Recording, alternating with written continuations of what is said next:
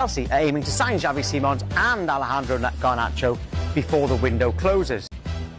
Now, there have been significant developments about Nicholas Jackson. Michael, tell us. Well, Nicholas Jackson, there's interest from Bayern Munich, AC Milan and Juve as well. They've all explored the conditions. Top clubs. Top clubs indeed. It would have to be in line with fees paid for strikers in the current market. So that sounds to me like it would be pretty high. But it's interesting where he stands in terms of, you've got João Pedro at the moment, you've got Liam Delap joining from Chelsea as well. Now, Newcastle are thought to be keeping an eye on the situation as well. Number of strikers they're looking at. Obviously, they wanted Hugo Ekitike and Benjamin Sesko. So, new clubs in for him tonight. AC Milan, Juventus and Bayern Munich all exploring the conditions of a deal for Nicholas Jackson. I want to get more into how much he might cost in a moment. First, though, I want to hear what Enzo Maresco has had to say about his striker. No, Nico is okay. It's okay. I think, as I just said now, when the window transfer is open, unfortunately or fortunately, anything can happen. So this also involves Nico's situation. At the moment, we also those arrived two strikers, both of them in USA, Joao and Liam. So we'll see what's happened.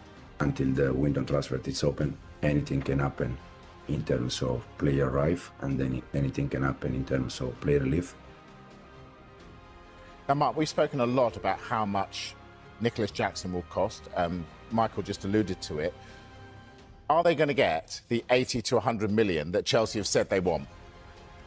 The short answer is no, but Florian Wirtz was 150 million euros. Liverpool paid 137.5. And there are other players out there. Victor Gyökeres had a €100 million release clause, and it ended up being between 60 and 70. Which is Chelsea's point. They're going, well, the others are going for this, so we want this for Jackson. Yes. Now, is Nicholas Jackson worth more than Victor Gyökeres? Is he worth more than Hugo Ekitike? It just depends. Ultimately, someone is only worth, A, what someone's willing to pay, and B, what someone's willing to sell. So I think their stance at the beginning of this is going to be market forces. Everyone wants a number 9. He's just had 2 solid seasons in the Premier League, nothing exceptional, but he has scored goals in the most difficult league in the world. So therefore, he's worth what we value him at 80 to 100 million. Whether they get that is another point, but their starting point is quite bullish. This is what we want. But you know what? You look at who Chelsea have sold this summer. It's all about bullish. You can understand why. Noni Madueke, 48.5 million. Amanda Broya, we're going to talk later in the show, 20-odd million. Georgi Petrovic, around 25 million. João Felix, 26.5 million. Kieran Dewsbury-Hall barely played yet last season, around 28 million. No wonder they're a bit bullish. Or for me, though, if we're talking maybe a Nicholas Jackson to a potential Newcastle, he's not an upgrade on Alexander Isak.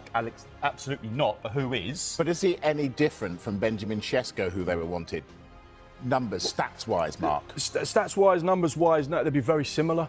And again, like Benjamin Sesko's doing it in a league that's not as difficult to score goals in as the Premier League.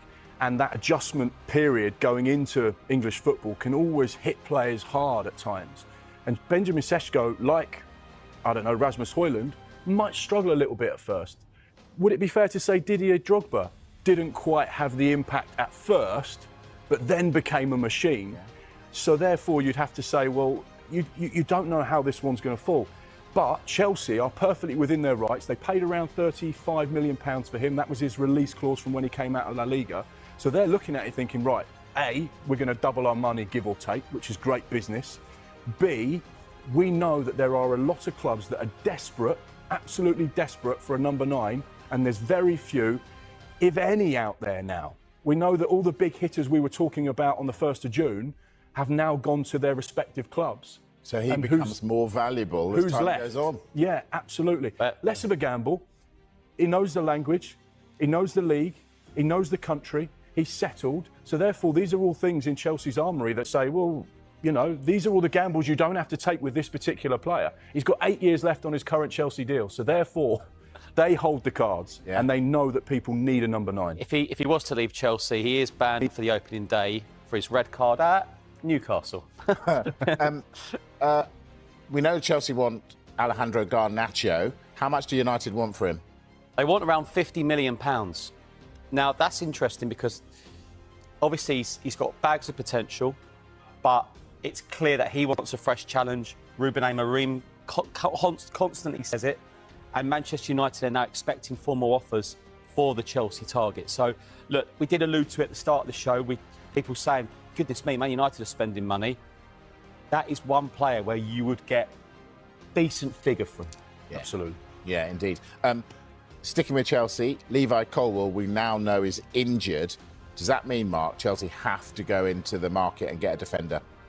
Well, the good thing about Levi Colwill is that he could play multiple positions. Left back, left side of a back three, left side is centre back. So the fact that they're going to be losing him for some time is a real blow to Enzo Maresca.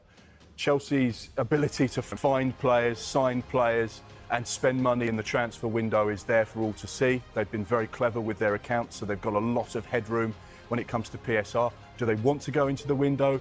Possibly. Could they afford to? Definitely. Will they? Probably. They are a club that is basically, I always look at Chelsea right now, I'm so intrigued as to how they develop. Club World Cup champions, Champions League football, they've really started to develop back to the Chelsea that we have seen over the last 20 years under Roman Abramovich. And it feels like there is two sides to that club. There are players that they sign to try and go into that first team, and there are players that they sign that they see as really good market value, and actually we can sell him and make a profit because we're a really clever business. And that's probably how they identify the players they want to sign. So I definitely think defensively they are a little bit short. They would be looking. Breaking news from Stamford Bridge, Chelsea are on the verge of pulling off a sensational triple swoop as the Blues close in on Nicole Jackson, Xavi Simons, and Alejandro Garnacho. Sources close to the negotiations confirm that talks with all three players have advanced rapidly in recent days, with personal terms understood to be either agreed or in the final stages. Chelsea's recruitment team, led by sporting director Paul Winstanley and manager Enzo Maresca, have been working tirelessly to secure these deals before the transfer window closes.